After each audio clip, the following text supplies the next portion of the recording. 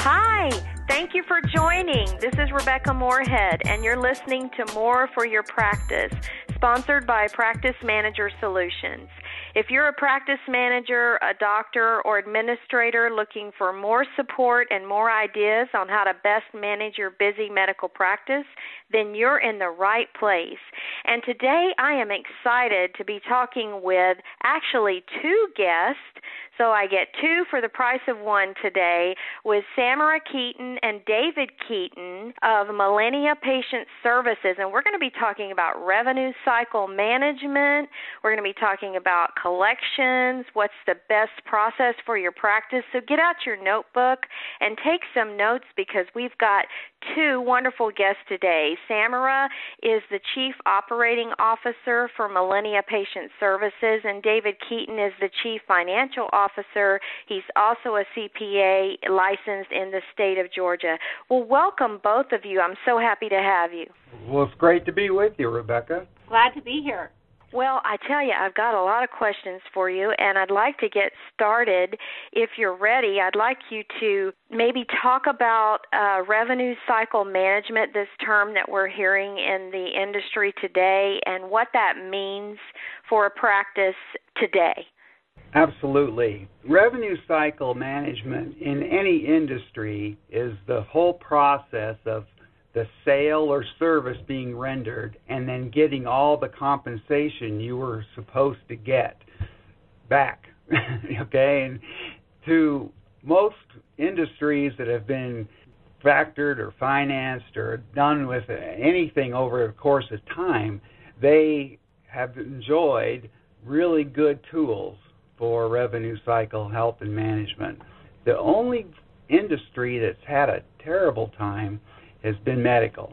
And medical, as you know, just has a lot of wrinkles that make it difficult to work with. The billing challenges, all the things that happen with deductions, you've got write-offs, you've got different contract amounts. It's really a complex scenario. But then on top of all of that, after all is said and done, you still have a patient responsibility balance that needs to be dealt with. And these poor folks are basically burning all 95 and 100% of their energy in getting these insurance bills out and getting those right, and their patient stuff ends up being sort of an oh by the way. And it's very frustrating for folks. And so what we do is essentially bring that same level of focus that they're putting on an insurance, retrieval on the patient side.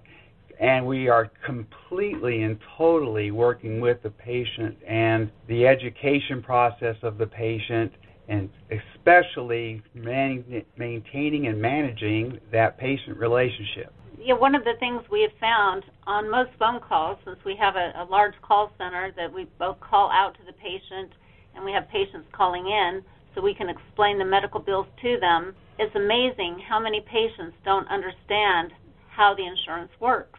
So a lot of times the reason they're not paying is because they think they have insurance. I have insurance, so I don't need to pay the bill. They don't understand co-insurance. They don't understand deductibles. And we spend most of our time educating them on why they owe the balance. And we have found that when they really understand why they owe the balance, it's a lot easier to get payment. So we are very successful in being able to recover this money. Now, how do you do that, Samara, when there's different practice management systems that clients are using? Do they send you reports or you have access to their system? How does that actually work? That is one of the most exciting things about what we do and what really distinguishes us from all other companies. We have our own proprietary system wherein we are able to get the data out of, I think we're up to 84 practice management systems now. We're able to get the data out seamlessly by reports out of the practice management system, and all the practice has to do is drop those reports to the FTP, a secure site.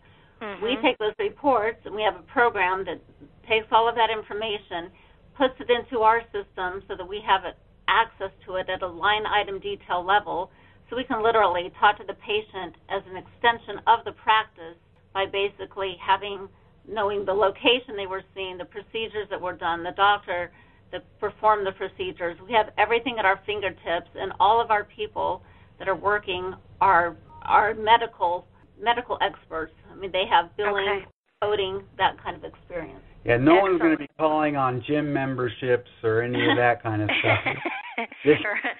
Well, as a practice manager, that's what you would want to hear. Now, at what stage would you be involved? I mean, what should a practice do? Analyzing their AR and trying to figure out how are we going to get some help here? It's looking pretty bad. I mean, at what percentage would they decide that we've got to get some help? I mean, how would you walk them through that? Well, that's a great question, and that's another unique thing about our program is that we sit down with the practice via phone or in person if need be, and we work through their cycle. So we understand what they're doing right and where they're weak, and then we try to shore up the weak with what we have available to us. Well, that you just said something really important there, David. I want to highlight on it. You said you figure out where they're weak and where they're strong. So right. how do you do that? I mean, what would be some indicators of weakness or strength? If they are getting, say, 40 or 50% of their patient balances paid by sending one or two statements, we are not going to mess that up. We are going to let them continue to do that because that's low-hanging fruit. They obviously have a demographic that supports that kind of a style of billing, and go for it. We'll cheer them on.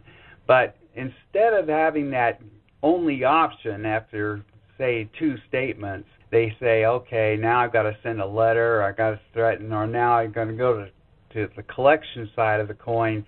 That isn't a good alternative for most practices, particularly those that have patient relationships that are ongoing that they need to manage.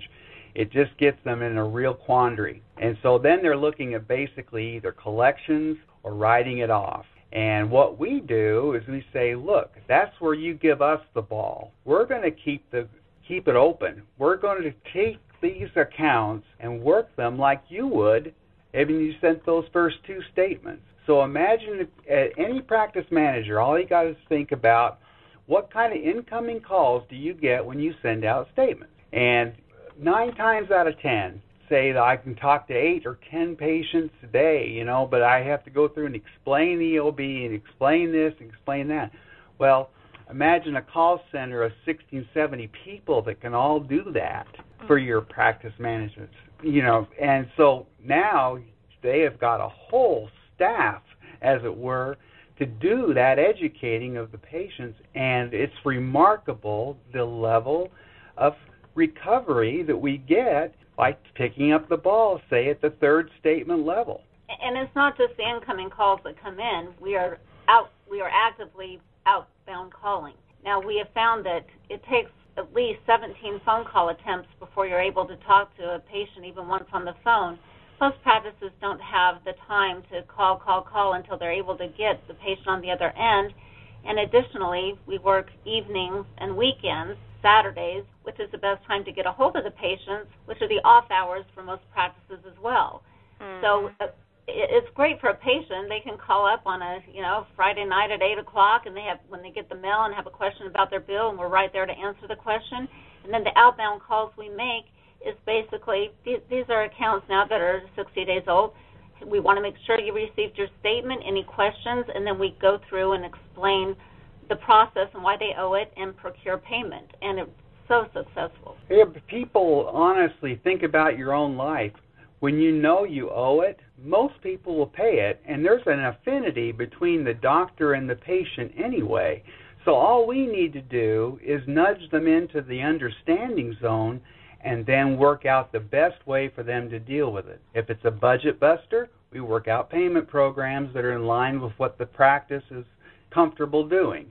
If it's something that can be handled over time, we go ahead and do ACHs. They can go online and make their own payments. We can do lots of different things to help make it good for the patient. But the bottom line is, once you get them understanding that they really owe the balance, most patients pay. But that's the key, is getting a hold of the patient. And when she says we call 17 times, the unique thing about our proprietary system is we're using call technology that allows us to use a local number whenever we call the patient, a different local number every single time we attempt. So we would be literally calling with 17 different local numbers. Your patient would never think they were being harassed. They'd never be chasing by anybody. And they can call any of those numbers that they were left on the caller ID, and it'll get right to the right spot with the right records, with the right people to go over that with them. And so when we get the patient on the phone, honestly, Rebecca, they feel like this is the first time we've called. So it's remarkable because that helps the patient not feel like they're getting hounded, but it gets the numbers of calls needed to get the patient on the phone. That's the hardest part, is to get them on the phone. But once you get them, that's when most of the battle's won. It's like we tell the practices we work with. Basically, what would your recovery be if you were able to talk to every single one of your patients that owed a balance? Would it be higher than it is now? Well, of course it would be, and that's what we offer, because practices don't have the time or resources to be able to do that. Yeah. No, they don't. They do not. You're right about that. They are actually working harder with less people in order to get by today, and that's why we're talking about this, to figure out ways that they can collect more but not have to work, twice as hard to do it. Now, you asked in your question, the other part of it, when we look at the whole thing and see where they're weak, there are some that are weak all the way across the board, that their system isn't working right, that they don't have a good way to handle it, and we even can take the ball from the moment it becomes patient responsibility if they need it. For example, we work with hospitals where basically they have so many inbound calls coming in that it just isn't really practical for them to be able to handle it. So we do it from day one. From the time it becomes patient responsibility, we send out all the statements, we take the incoming calls, we handle everything, and then their people are able to solely focus on insurance. And their numbers go up in both places. Their insurance is going to go up because they have time to do the appeals and to do the rebilling that's needed, and their patient side goes way up because they've never been worked like that. So they win double and almost triple in some respects, Rebecca, because when we have that patient on the phone, we're also gleaning out if we've got the right insurance information, if we filled it properly, and we transmit that data immediately to the billing department of the practice to let them know exactly what they should have done. It should have gone to Aetna instead of Blue Cross, and voila, they're able to do it. And all patient recovery ceases the moment they get the thing resubmitted, and then we wait for it to come back in the queue again when the actual patient responsibility is figured out. But that would never happen unless we were on the phone with them, and the practice management people do not have the time to deal with that. No, they don't. Now, when you're calling them, just to be clear, are you representing the practice, or how is it for the patient, the experience, as far as assuming that they're being contacted by a collection agency, or? Oh, no, heavens no. Okay.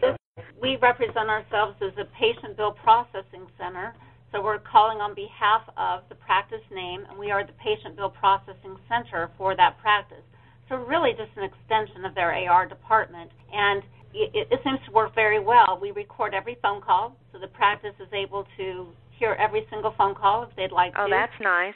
Yes, we do that for several reasons, and we feel like the practice, this is their business, this is their livelihood, and they need to know and have the assurance that we are treating their patients the way they would treat their patients. We have an online system where you can see everything that's happening with every account in real time, so they can literally watch us work and watch their recovery and see their money coming in. Oh, okay. Even the notes, how many calls we've made to each patient, they have complete visibility into everything that we are doing. Oh, I like that. Yes, that's great. There's no more abyss they just don't turn it over to somebody. It's like outsourcing by creating a staff of 70 of your own people, cloning them, so to speak. And now we're able to do these volumes and do these amazing things, and you still are managing the practice, though, because you're seeing everything we're doing and saying. And so if that patient calls up and complains, voila, we'll send the recording out. You can listen to it firsthand and see if we're doing our job right. Mm-hmm. And, again, that gives the practice management of the practice a lot of control over what's going on.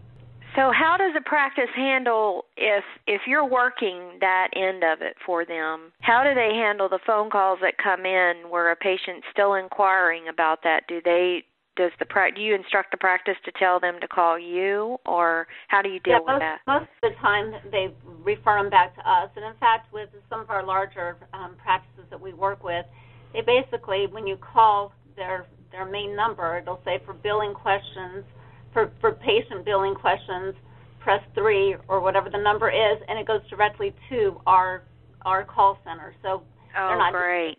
Give the patient part of their practice at all. Well, that's wonderful, because then the practice doesn't have to field the call. Exactly. No. But the beautiful part about the way we do it as well, because we have this kind of visibility, we're also able to accommodate the fact that maybe the patient is coming in and they pay their balance at the practice. We can deal with that and reconcile that and make sure that everything's being accounted for. And like Samra said, at the end of the day, if they could talk to every patient on their patient responsibility list, what would their recovery rate be? And that's our job, is to get an answer for every single one of those bills. At the end of the day, we are able to take the AR of a practice. You know how you have it sitting there for a year or 2 years. You don't know what to write off. It's always a quandary for most practices. They know what's going on with every account. I mean, if they're bankrupt, if they're deceased, if there's somebody that just refuses to pay, if they're unable to pay, you actually take that whole bucket of AR, break it into their components, so you know what's going on with every one of those accounts. So you can make a decision at the end of the cycle. We want to send these people to collections because they're just not going to pay. These people are very much in financial hardship. You might decide to write those off. You know the difference between who potentially should go to collections, who you should write off, and, obviously those that are on payment plans that we're able to set up and those that pay in full, but you at least know you're not blindly just throwing AR out there and hoping that you didn't send the wrong person to collection. What are the red flags for you guys when you're talking with a practice or discussing this? What are the red flags that come up for you that their collections is not where it needs to be? Well, go ahead. Yeah, there's several, and Samra will have some flags on the operational side. I'll just do it from the financial side. If they've got any kind of a very low recovery rate, if they see that they're writing off a lot of patient balances, or they've got AR that hasn't been touched in a year and a half, we've got to get that in our queue. It's essential that the practice get it out there, because that is real money. I had an anesthesiologist tell me one time he'd gone to our presentation. He liked what he heard. It was something unique. He'd never heard of an alternative to collections in early out. He'd never seen or thought about doing something in the middle like this.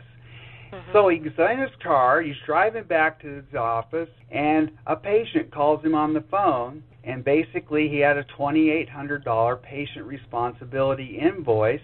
And the doctor said, I didn't even think about it. I just told the guy, never mind, we'll just go ahead and take the insurance. And then when I got off the phone, I just handed off $2,800.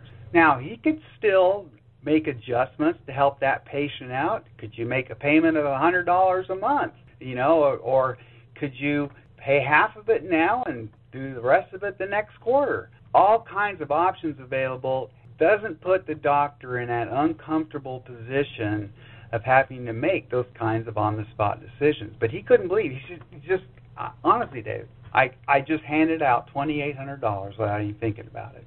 So having a lot of write-off, not touching your AR, these are some of the red flags that would come up for you that you needed to put more people on it. I think any practice that doesn't have the resources and time resources to call the patients, any patient that hasn't paid after 60 days needs to be called. When a statement goes out, the patients that are going to pay without question, they're going to pay it in the first 30 days. After you send the second statement out, you might get a little more recovery, but there's no point in sending the third, fourth, fifth statement. It's pointless, because if they were going to pay, they would have paid, and these people have questions, and they're not going to pick up the phone and ask. They're just not. They're used to getting EOBs where it's really not something they owe right then. A lot of them don't know the difference between a bill and an EOB that comes in. They are used to taking whatever comes in the mail regarding medical and putting it to the side. Mm-hmm. And unless you call them and get in contact with them and explain to them, this is what you really do owe and this is why, and work out the payment, it's just not going to get paid. So I would say any practice that isn't able to call all the patients that haven't paid after 60 days needs to use this service, because they will greatly increase their recovery. So there in a thumbnail, you've got an operational reason. You've got to educate those patients. It's the only way you're going to get that money. And from our standpoint, on the financial side of the coin, you are leaving money on the table. Your revenue cycle is not complete, and that's what we aim to eliminate. Well, sending statements is very costly, especially if you've got a specialized statement and it's that tear-off kind, and then you've got to wait for the patient to turn around and mail it back. We're kind of, getting out of that. Do you recommend that practices have an electronic way to take payments? Well, we have every form of way to take a payment on our side of the coin. No, seriously, PayPal, e-check. I mean, and of course, like I mentioned earlier, walking to the practice and handing them a check, all that works, okay? So whenever the money's coming in, we put no impediment whatsoever to the patient. So that's a good thing. And for the practices to set up those kinds of relationships, particularly with 11 different types of electronic means, for example, of getting paid, that's a lot to manage in and of itself. I have a whole staff of accounting professionals that deal with the banks and the service providers and all that stuff. We have our own proprietary website that they can log on 24/7 and make those payments or make arrangements. That's another thing that's great. We're able to actually customize the payment site they go on to. So basically, it will have the practice logo on there. So when their patients go onto the website through the statements we send out to make the payments, they will have the practice logo right there on the website. That's great. She just took away my thunder, because that's what I was going to answer your question with. Basically, is their patients are going to think that they have 11 different electronic ways to do it, because their logo and their stuff is going to be there. It's going to look like theirs. Okay, so there's more of a white-labeled portal for the patients that you offer, so that's part of your service as well. Yes. Okay, great. Well, that is excellent. It sounds like you're making it easy on the practice to hand this off to you. You're working on their behalf, and then you're making it easy on the patients because they're understanding and more willing to pay. And I'm assured by now you're seeing a practice, if they're using you and utilizing you, they're seeing some revenue come in? We are getting love mail.